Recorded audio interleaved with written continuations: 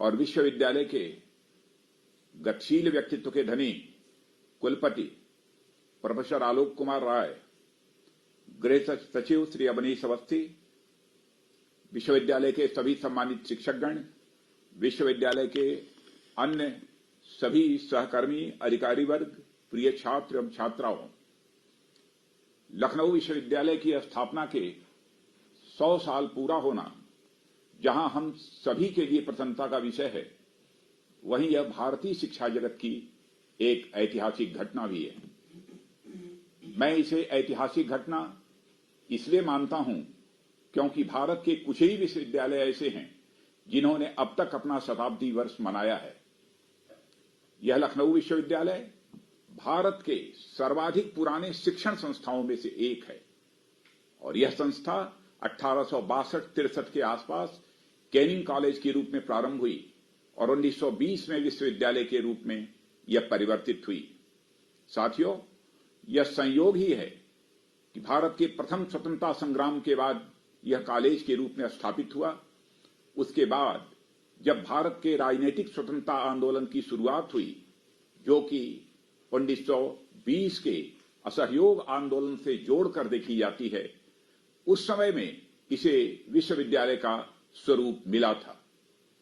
यानी भारतीय राष्ट्र की चेतना के विकास क्रम के साथ विश्वविद्यालय के विकास क्रम का यह अद्भुत संयोग दिख रहा है। जब कोई संस्था 100 साल पूरे करती है तो यह उस संस्थान की मजबूती और प्रतिष्ठा से तो जुड़ती ही है, साथ ही यह घटना उस संस्थान की गौरवशाली परंपरा को भी एक नया स्वरूप प्रदान करती है। जब कोई संस्थान इतने लंबे समय तक न केवल सरवाइव करने में बल्कि थ्राइव करने में भी सफल रहा, तो यह इस बात का प्रमाण है कि उस संस्थान के फाउंडेशन वैल्यूज महान और टाइमलेस होंगे। मित्रों, लखनऊ विश्वविद्यालय का 100 वर्षों का इतिहास यदि हम पलट कर देखें तो हम पाएंगे कि एक से एक महान शख्सियतें इस विश्वविद्यालय परिसर में पली हैं, बढ़ी हैं। डॉक्टर बीरबल साहनी से लेकर भारत के पूर्व राष्ट्रपति डॉक्टर शंकर दयाल शर्मा तक न जाने कितने महान शख्सियतों से जुड़ी यादों को यह विश्वविद्यालय अपने में समेटे हुए।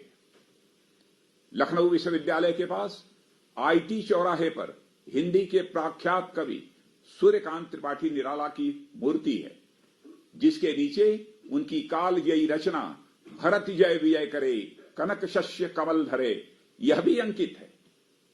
वहीं दूसरी छोर पर जहां भाऊराव देवरस द्वार है, उसके सामने हनुमान सेतु का मंदिर है, जिसका वर्तमान स्वरूप नीम करौरी बाबा ने दिया था।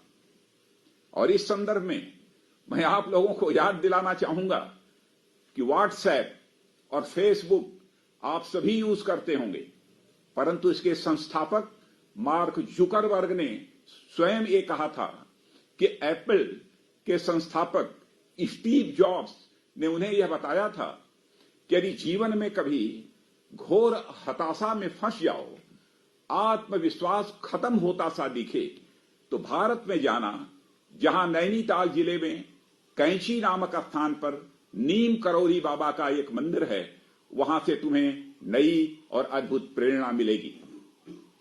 मार्क जुकरबर्ग ने कहा कि एक दौर में जब मुझे लगा कि सब खत्म हो गया और घोर निराशा में था, तो मैं नीम करौरी बाबा के कैंची आश्रम में गया।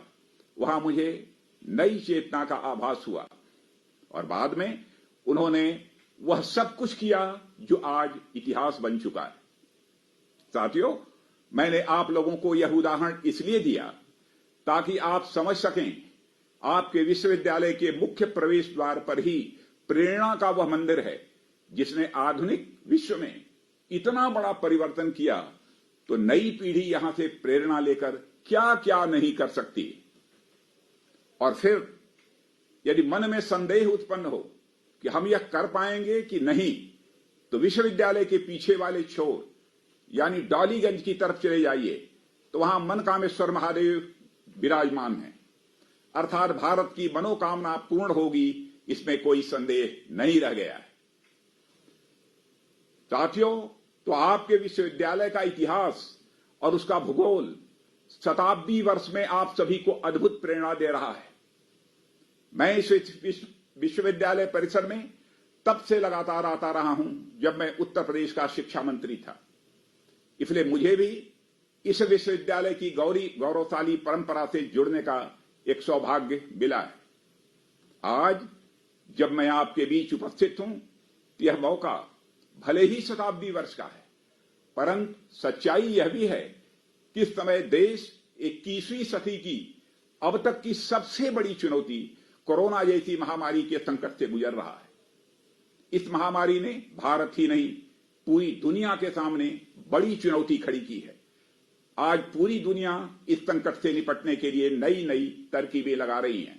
भारत ने भी इस चुनौती को प्रधानमंत्री श्री नरेंद्र मोदी के नेतृत्व में अवसर में बदलने का फैसला किया है। जब भी किसी चुनौती का मुकाबला करने का क्षण आता है तो सबसे आगे देश के युवा निकल कर ही आते हैं। कोरोना संकट से निपटने में जहां डॉक्टरों और पैरामेडिक स्टाफ, सफाई कर्मी, सुरक्षा कर्मी आदि ने बहुत बड़ी भूमिका निभाई है, वहीं बड़ी संख्या में युवाओं ने भी कोरोना वॉरियर्स के रूप में काम किया है। हमारे प्रधानमंत्री श्री नरेंद्र मोदी ने इस वैश्विक महामारी से निपटने के लिए एक नया संकल्प लिया है और वह संकल्प है आत्मनिर्भर भारत का। यह आत्मनिर्भर भारत कैसा होगा, इसका स्वरूप क्या होगा, इस पर देश भर में चर्चा चल रही है।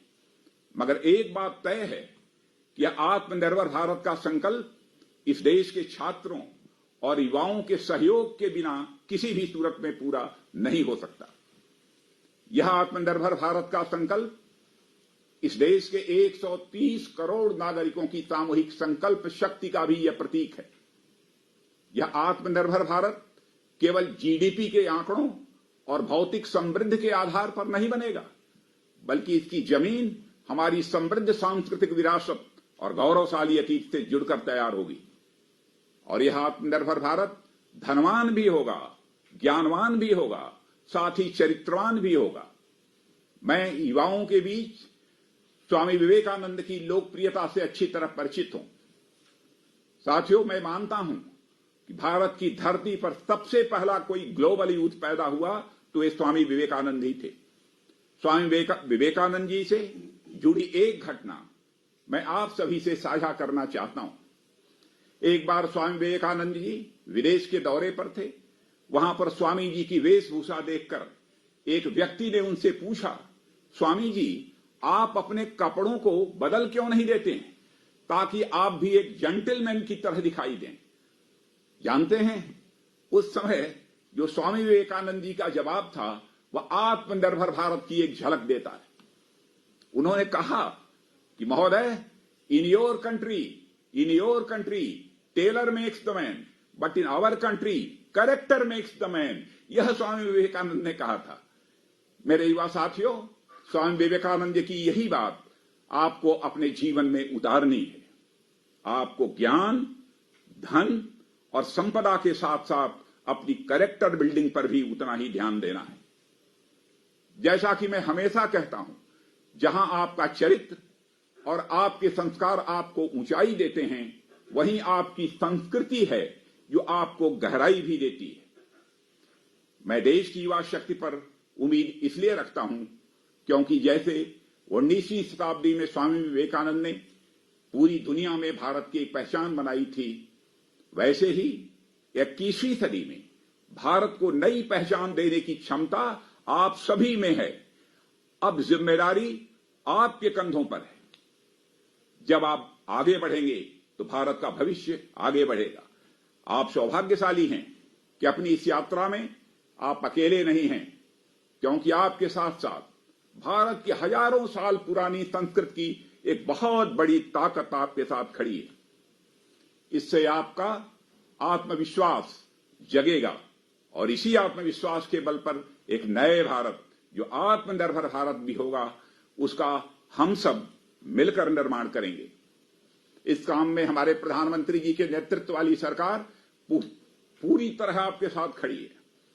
हमारा भारत भविष्य की चुनौतियों का नए आत्मविश्वास के साथ कामना कर सके, इसके लिए हम जीवन के हर क्षेत्र में बड़े पैमाने पर रिफॉर्म्स कर रहे हैं।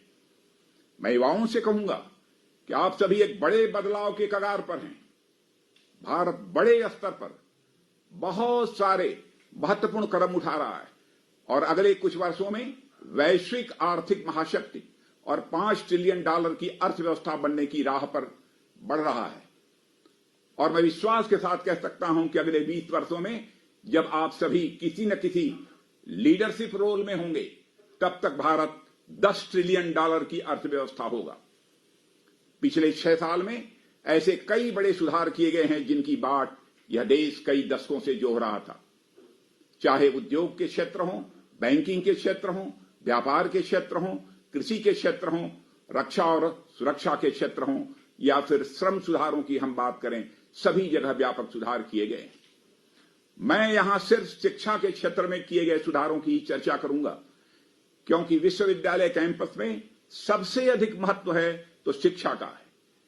और इस साल केंद्र सरकार ने हमारे बच्चों और युवाओं के होलिस्टिक डेवलपमेंट यानी बहुमुखी विकास को सुनिश्चित करने के लिए नई राष्ट्रीय शिक्षा नीति को मंजूरी दी है। करीब 34 साल के बाद देश में एक नई शिक्षा नीति आई है और नई शिक्षा नीति 21वीं शताब्दी के बदलते हुए भारत के साथ मेल खाती है, यह विश्वास के साथ कह सकता हूं।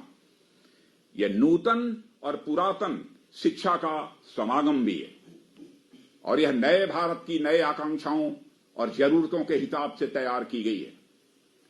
अब तक हमारे देश की शिक्षा नीति का उद्देश्य हुआ करता था व्हाट टू थिंक, यही शिक्षा का उद्देश्य हुआ करता था व्हाट टू थिंक।